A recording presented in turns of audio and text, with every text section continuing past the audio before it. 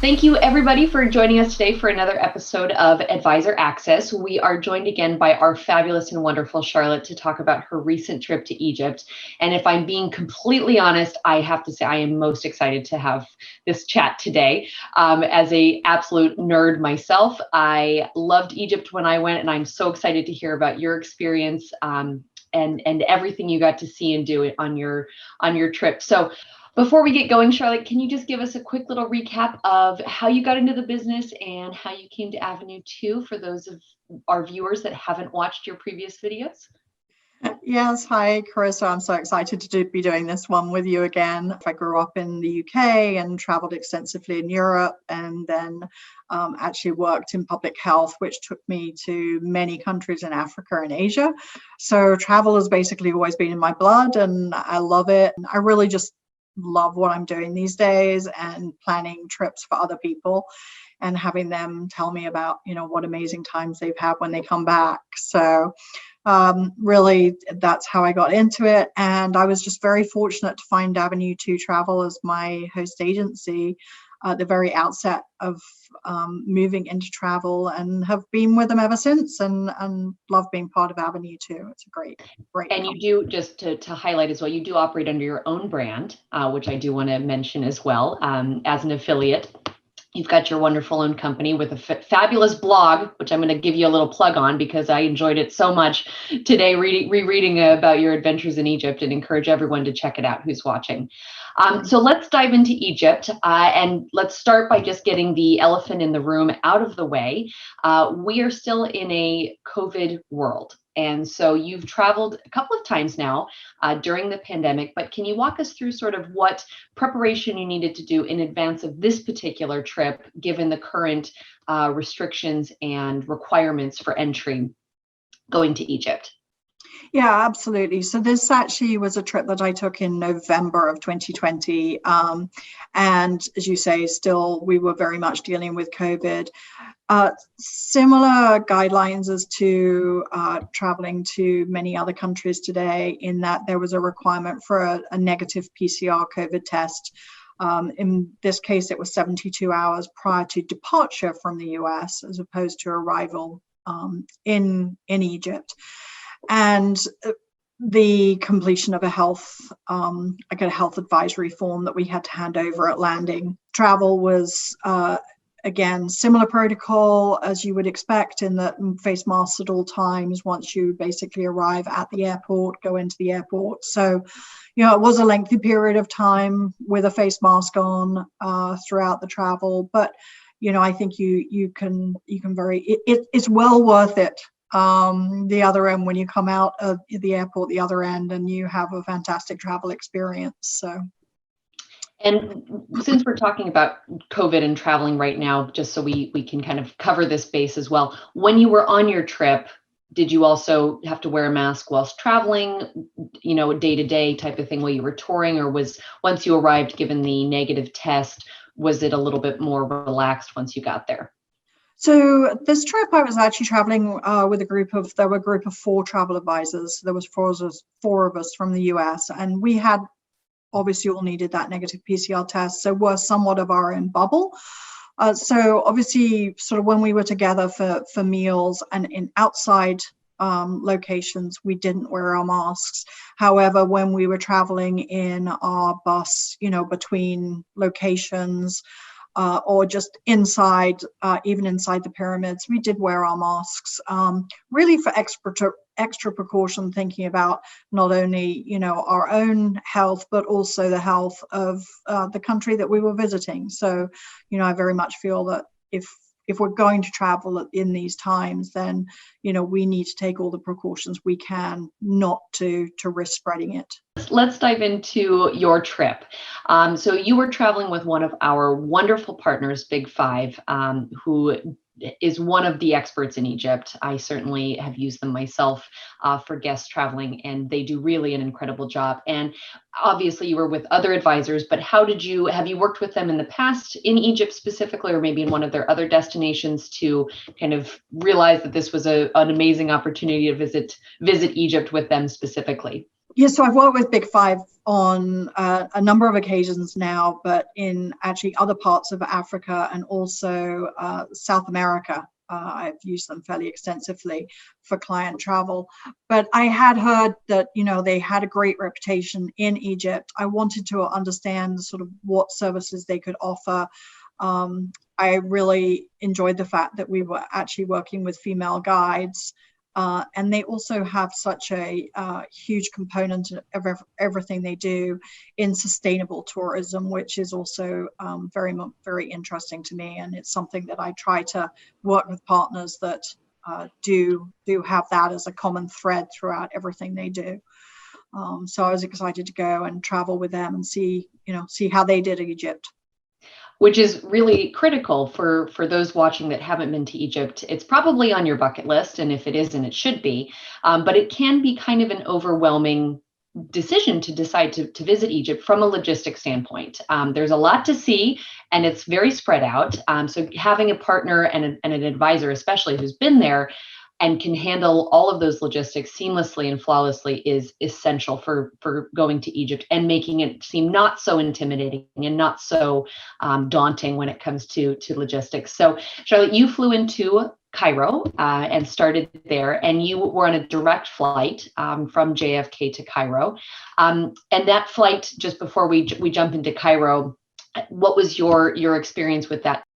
It was actually very interesting when I was looking at the different flight options, for planning my trip, and stopping and going through Europe is sort of on one of the airlines that I would typically use.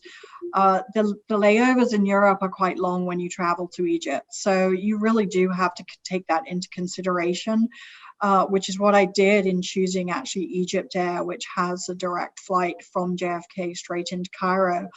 And it truly was, it was just amazing to be able to, leave JFK and arrive into Cairo and not have to connect anywhere or deal with any delays or anything like that for connecting flights. So I really enjoyed it. Egypt Air was, I actually flew in economy class. So I was, in the back. It was actually a very busy flight, which was quite surprising to me just because we were traveling, during COVID.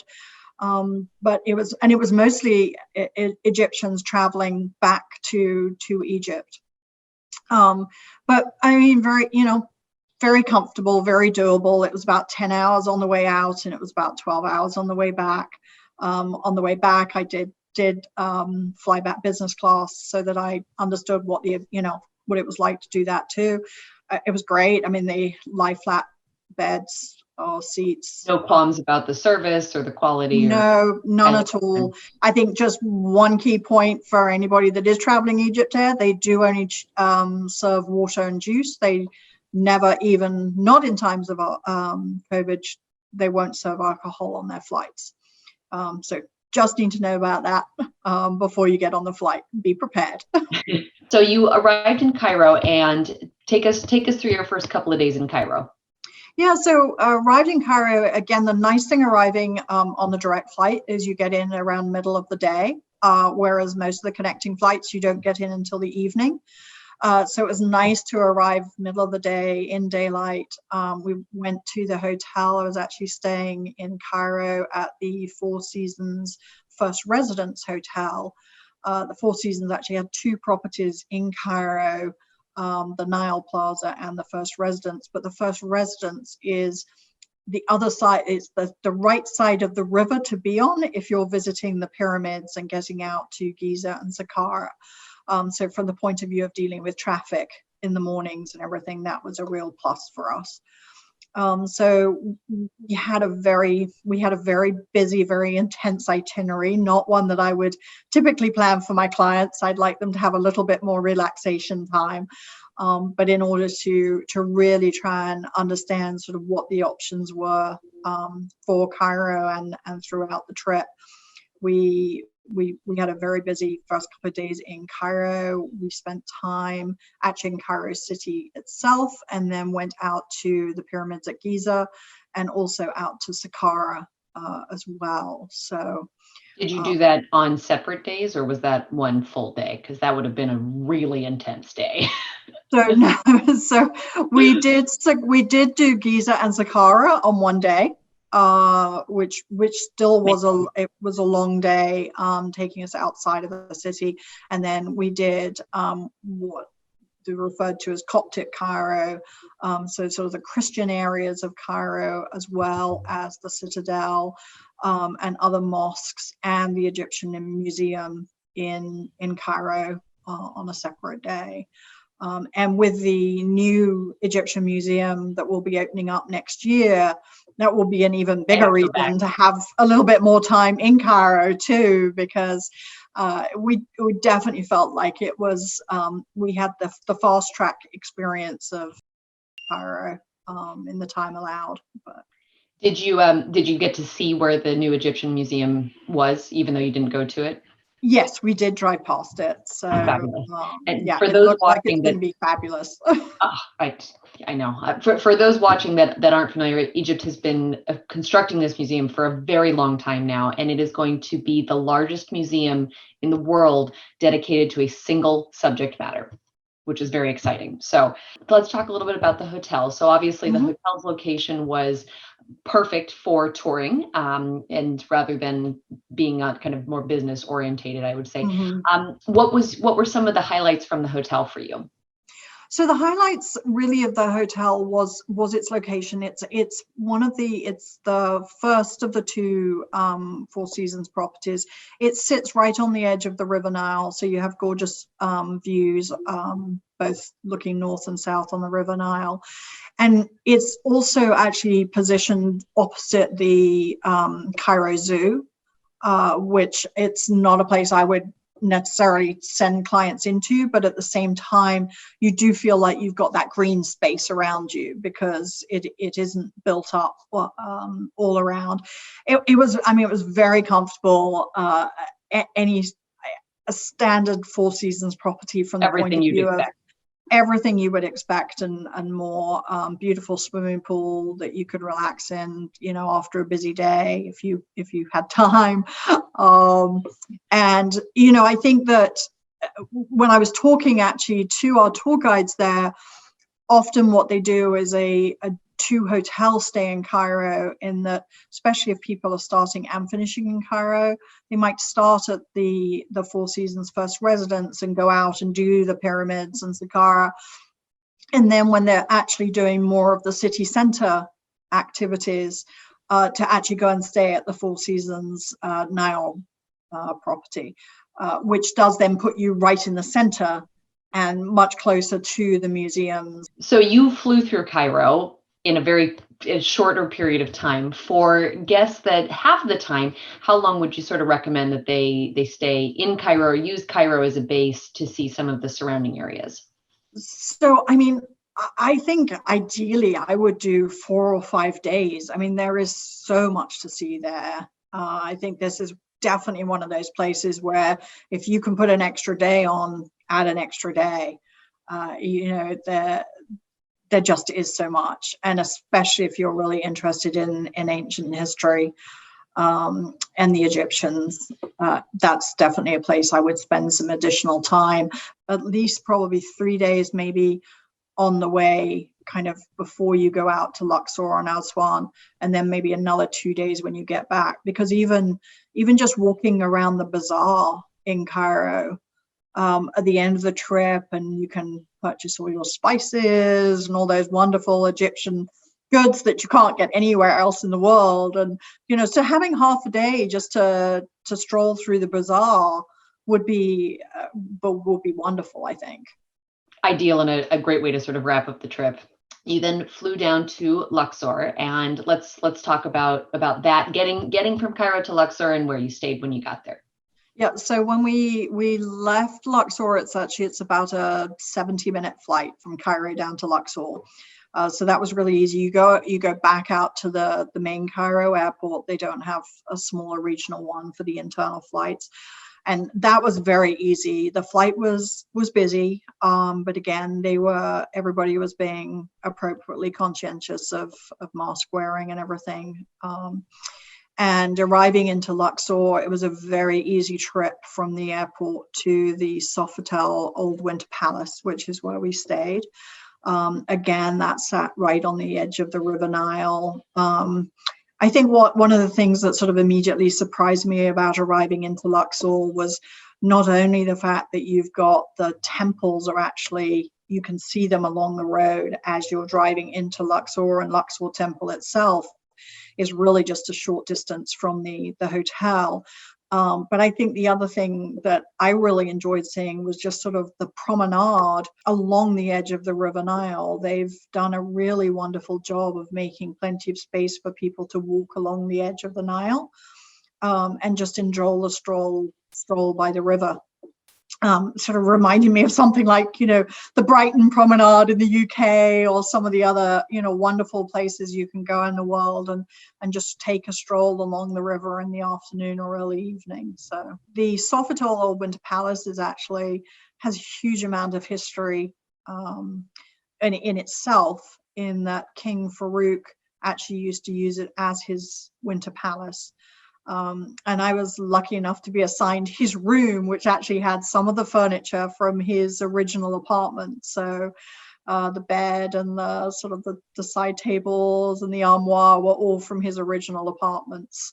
Wow. When he was using it. And it's a beautiful property. They're actually, though, in 2021 and 2022, they are planning a very significant upgrade and refurbishment of the hotel. So anticipate it will be closed for a while, but I'm sure it's going to be amazing when it Come back more beautiful than ever.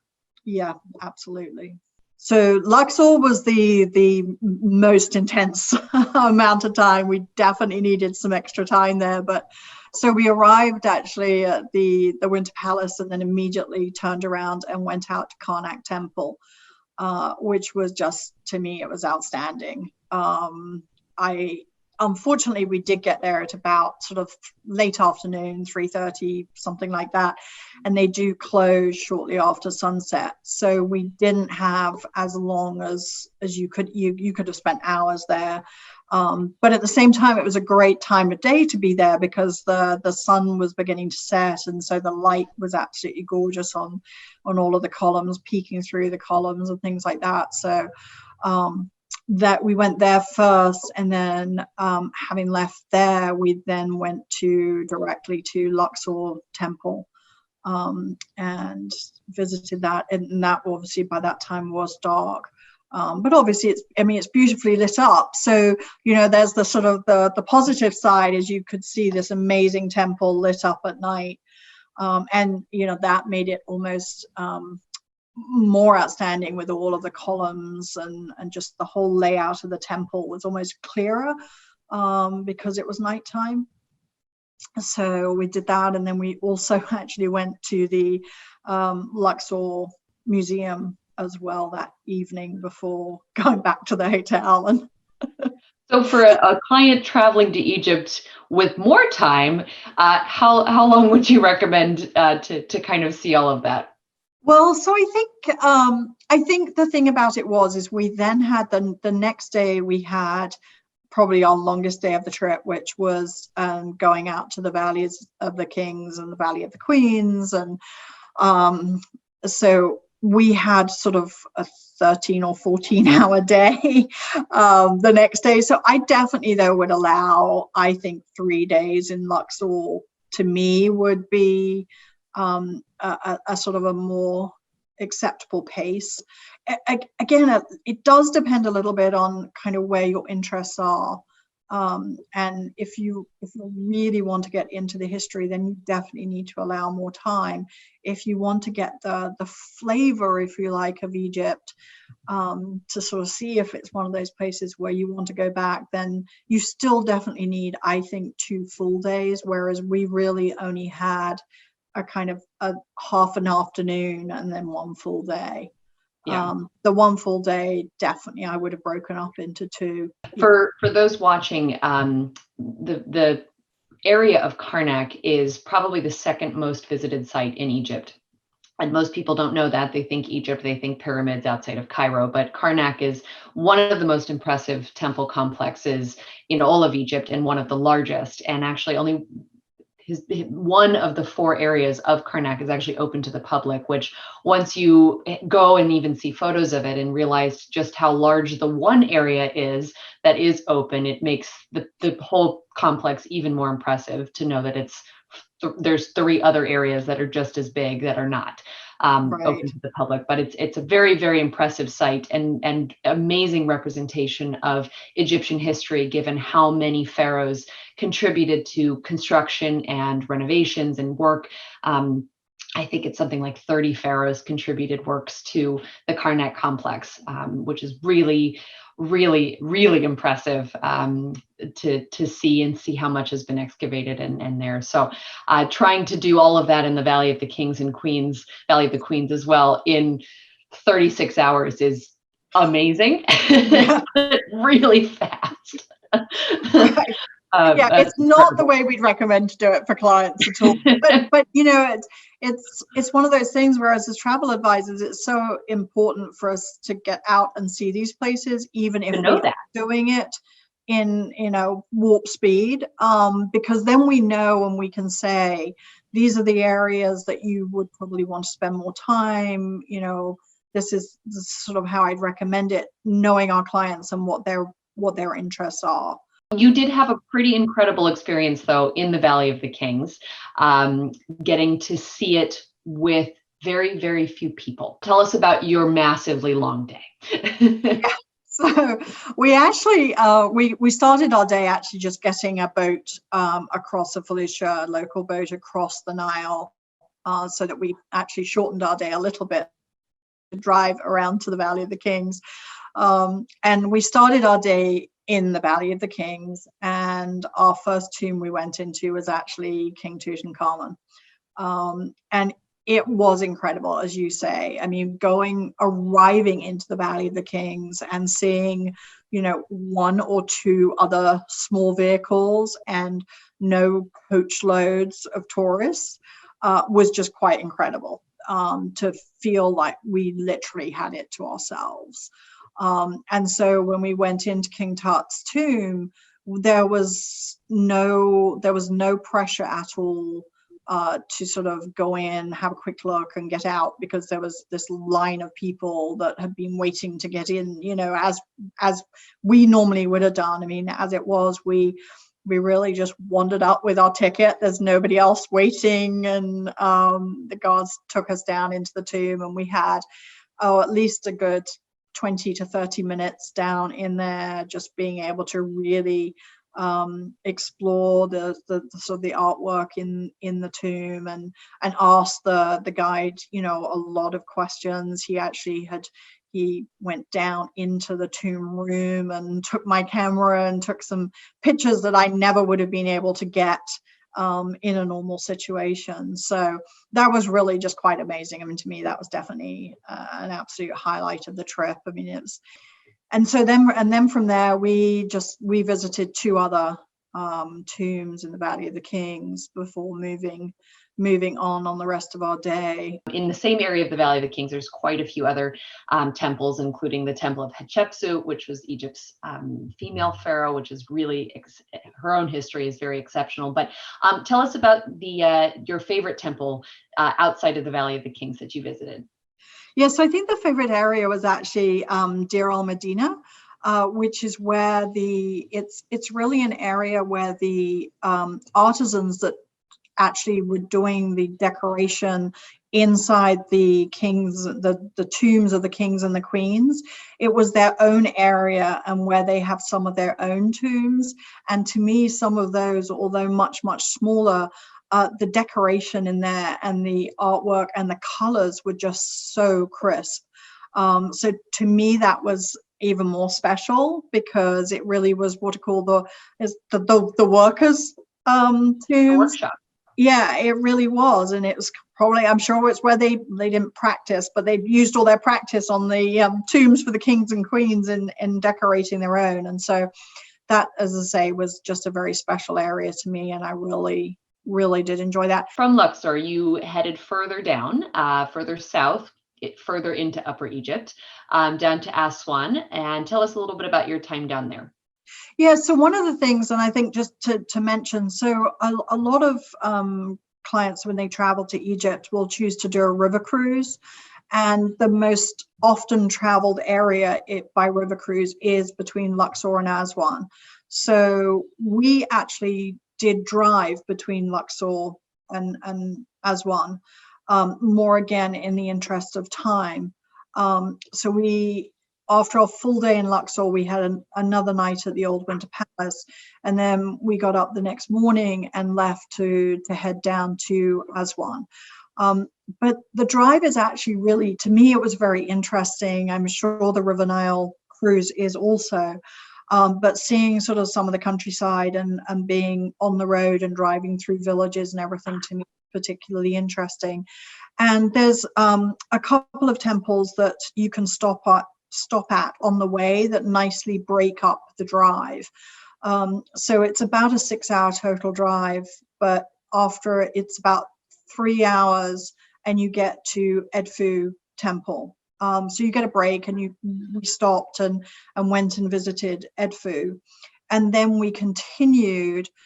So the second stop is actually at Ombo Temple, which is also right on the River Nile. And so even if you're doing the river cruise, you don't miss out on these temple stops. They do them as stops from the cruise. So in late afternoon, we arrived at the Old Cataract Hotel, which is also a Sofitel property, is in Aswan, and probably my favorite hotel I think we stayed at in Egypt. It was absolutely amazing. It sits right on the edge of the River Nile. It's a beautiful old property, has an enormous amount of history itself. Both Winston Churchill used to visit there quite often as a child, and Dame Agatha Christie actually spent almost a year there and wrote the book Death on the Nile while she was at the Old Cataract Hotel. It also sits directly opposite some temple ruins that we crossed over on Elephantine Island. So you get a beautiful view across the Nile over to Elephantine Island, which was beautiful. You know, just the sunrises and the sunsets from the hotel were amazing. And then it was sad we only had 2 nights there. I think that's the sort of place you could easily spend a week at the end of your trip just to relax and enjoy the infinity pool overlooking the Nile. But so from Aswan, we just had 2 nights there. So the night we arrived, and then we had 1 full day to explore the surrounding area. And our focus then was the old Aswan Dam and the High Dam.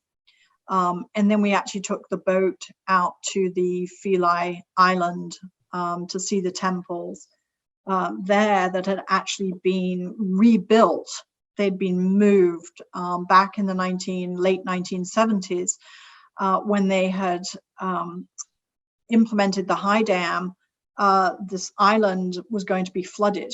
And so in order to save the temples, they actually moved them to a nearby island that was a little bit higher ground, and rebuilt them all in the same way on Philae Island, which might be my favorite temple in Egypt. If for no other reason other than that story, the fact that they moved the entire temple, and when you see it and you see it in a picture and you know that it's been moved, it's even more incredible. That was a stunning day. I loved our day down in Aswan. And here again, I think Aswan, there is a little less to see in the way of the historic sites, but just from the point of view of the area with so much more of the water, it just seems a more relaxed place to spend some extra time. And as I say, especially as after a sort of a very busy trip, I could very easily have spent a couple of days just totally relaxing at the old Cataract. When you did you, aside from the Temple of Philae, did you visit any of the other temples in the area? We visited the unfinished obelisk, which was, to me, that was really interesting, because when you're standing up against those columns and the obelisks in the temples, you realize how big they are, but when you see one that's actually in process of being chiseled and carved, sort of down on the ground, to me, it gave me a whole different perspective of just how massive they are, and also just the engineering feat of how do they get those obelisks once they've carved them, how do they get them in place? So that was one of the other places that we visited. But you also went and visited the dams, which are incredible and really changed a lot in Egypt. As for most of Egypt's history, they've been very dependent on the Nile flooding. So when the dams were constructed, this changed a lot. So tell us about your visits to the dams. Yeah, so when we went to the old Aswan Dam, we actually just really drove by it. We didn't stop and get out. But at the High Dam, there's actually a really great infographic, is the best way I think I would describe it, of really how they built the High Dam and the engineering, and again, what they had to do in order to build that High Dam, to me, was just quite incredible. And then there is actually a cruise that you can do that is, I believe it's 3 or 4 days. You can actually cruise on the lake that has been created by the High Dam. So, and there are temples just throughout the area. So you could spend you could add almost another week to your trip in just cruising on the lake and seeing the various temples that are now on the lakeside, as well as the Philae temples. I think one of the most important things in going and seeing these 2 dams that to me really was just so enlightening was just how much of the lifeblood of Egypt, the River Nile, is and always has been. And even actually during our stay there are some discussions ongoing apparently in Ethiopia that they are looking to try and build a dam further north on the Nile, which would severely impact the water flow into Egypt. So that is definitely something that, to me, I was very interested in learning more about when I got back, because it would definitely be a reason for major conflict between Ethiopia and Egypt, should the Ethiopians sort of really try and proceed with that. But again, just seeing the dams, seeing how the River Nile is just really so critical to Egypt. Even flying, when we were flying from Cairo to Luxor and then from Aswan back to Cairo, you could so clearly see down below the area of green, the fertile land along the Nile. And then it was almost like a complete cutoff where it just turned into the desert. And there was nothing. So to me, that was, again, another sort of geographical interest in the country about, the impact of the Nile. Wonderful. It's fascinating, and it's almost like the more you learn, the more interesting it gets, and the more you want to learn. It really is. So just before we wrap up today, for a guest that's looking to visit Egypt, how long would you recommend total, at an absolute bare minimum, and then an ideal amount of time would you recommend for their trip? So I would say bare minimum 10 days, but that would be the absolute bare minimum. I think ideally anywhere between 15 and 20 days would be like the gold standard if you have the time to be able to do that. Either that or go knowing that you're potentially going to break this down into a second trip. So almost deciding ahead of time, what are your absolute key sites that you want to visit, and then not trying to overdo it, because Egypt is hot, it's dry, it's dusty. It's not an area and a country that you want to go to, I don't think, and have such a flat out itinerary that it actually becomes kind of hard work to move on to the next site. So that's why I think, one or the other, but bare minimum to get just that big overview and know whether you really want to go back and spend more time, 10 days. The other thing too that people forget about Egypt is it has an amazing coastline on the Mediterranean, and it also has some of the best snorkeling and diving in the world. So you can also combine or do a separate trip just from the point of view of what are called water sports, or enjoying beach and water sports. Mm-hmm. So, I think a lot of people forget that about Egypt.